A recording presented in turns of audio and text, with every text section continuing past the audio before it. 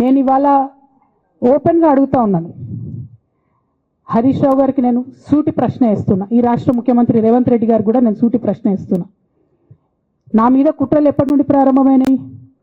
ఎప్పుడైతే హరీష్ రావు గారు రేవంత్ రెడ్డి గారు ఒకే ఫ్లైట్లో హైదరాబాద్ నుండి ఢిల్లీకో, ఢిల్లీ నుండి హైదరాబాద్లో ఒకే ఫ్లైట్లో వాళ్ళిద్దరు ప్రయాణం చేసి వచ్చినప్పుడు హరీష్ రావు గారు రేవంత్ రెడ్డి గారు కాలు పట్టుకొని సరెండర్ అయినాక ఈ కుట్రలు స్టార్ట్ అయినాయి, నా మీద ఈ స్టోరీలు స్టార్ట్ అయినాయి, మా కుటుంబాన్ని విడగొట్టాలనేటటువంటి కుట్ర స్టార్ట్ అయింది. నేను ఛాలెంజ్ చేస్తా ఉన్నా, రేవంత్ రెడ్డి గారు మీరు చెప్పండి, ఆ ప్రయాణం జరిగిందా జరగలేదా?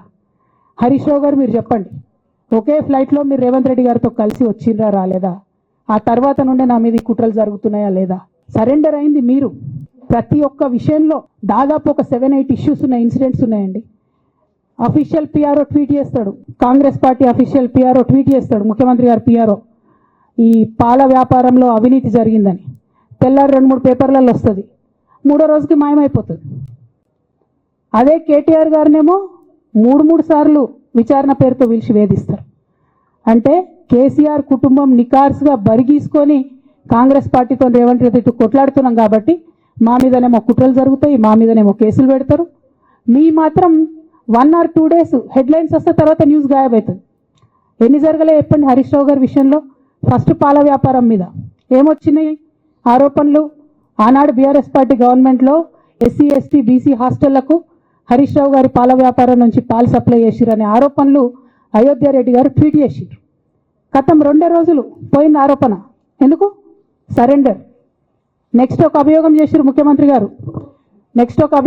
ముఖ్యమంత్రి గారు, రంగనాయక్ సాగర్ దగ్గర ఆయన ఫామ్ హౌస్ ఉంది, అది ప్రభుత్వ భూమి, కబ్జా చేసిండని. 1 day headline, 3rd day news గాయబ్. No case, nothing. కేటీఆర్ పరిస్థితి ఏంటి? ఎన్ని కేసులు పెట్టిరు కేటీఆర్ అన్న మీద? ఎన్నిసార్లు పిలిచిండు విచారణకు? ఇవన్నీ పక్కన పెడదాం, నిన్నటి లేటెస్ట్ ఇష్యూ మాట్లాడదాం. కాళేశ్వరం కానీ ఇంకోటి కానీ ఏ ప్రభుత్వంలో అయినా పొలిటికల్ పాలసీ చేసేవాళ్ళు, విధానపరమైన నిర్ణయాలు తీసుకునే వాళ్ళు ముఖ్యమంత్రులు ఉంటారు.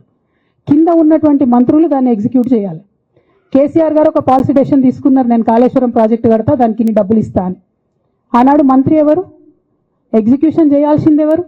2014 నుంచి 2018 వరకు తుమ్మిడిహెట్టి దగ్గర నుంచి మేడిగడ్డకు స్థలం మార్చినప్పుడు మంత్రి ఎవరు? ప్రాజెక్టులు డిసైడ్ చేసినప్పుడు మంత్రి ఎవరు? అన్ని మీటింగ్లు, టెక్నికల్ ఇష్యూస్ చూసుకోవాల్సింది ఎవరు? ఇవన్నీ రేవంత్ రెడ్డి గారు మాట్లాడారు. నేను మొత్తం అసెంబ్లీ స్పీచ్ చూడరు మీరు, ఇలా మ్యాచ్ ఫిక్సింగ్ అనేది మీకు తెలిసిపోతుంది. ఏం మాట్లాడరు ఆయన. ఎంతసేపు కేసీఆర్ కాళేశ్వరం కట్టిండు, కేసీఆర్ కుటుంబం 1,00,000 కోట్లు తిన్నది. అరే 2007 నుంచి ఇప్పటివరకు కాళేశ్వరం 1,00,000 కోట్లు కూడా ఖర్చు కాలే. 1,00,000 కోట్లు ఖర్చు కాని ప్రాజెక్టులో 40 లక్షల ఎకరాలకు నీళ్ళియంగా కూడా 1,00,000 కోట్ల అవినీతి అయింది అంటారు రేవంత్ రెడ్డి గారు. దాన్ని మళ్ళీ ఓన్లీ కేసీఆర్ గారి గురించి చెప్తారు, హరీష్ రావు గారి గురించి మాట్లాడరు. ఎందుకంటే ఇంటర్నల్ అండర్స్టాండింగ్ ఉంది వీళ్ళిద్దరికి. నేను రామన్నను ఒకటే రిక్వెస్ట్ చేస్తున్నా, అన్న ఇవాళ మీతో బాగున్నట్టు వాళ్ళు నటించవచ్చు, హరీష్ అన్న కావచ్చు, సంతన్న కావచ్చు, కానీ వాళ్ళు మన మంచి కోరుకునే వాళ్ళు కాదు, వాళ్ళు తెలంగాణ ప్రజల మంచి కోరుకునే వాళ్ళు కాదు, వాళ్ళు కేసీఆర్ గారి మంచి కోరుకునే వాళ్ళు కాదు. వాళ్ళను మీరు దూరం పెట్టి రాజకీయంగా తెలంగాణ రాష్ట్ర సమితిలో ఇప్పుడు బీఆర్ఎస్లో పనిచేస్తున్నటువంటి హార్డ్ కోర్ కార్యకర్తలను దగ్గరికి తీసుకొని, ప్రజా ఉద్యమాలు తీసుకొని ప్రజల దగ్గరికి పోతేనే మన పార్టీ బతుకుంటుంది, నాన్న పేరు బాగుంటుంది. షేర్ చేయండి, లైక్ చేయండి, సబ్స్క్రైబ్ చేయండి. మరిన్ని వీడియోల కోసం బెల్ సింబల్ పై క్లిక్ చేయండి.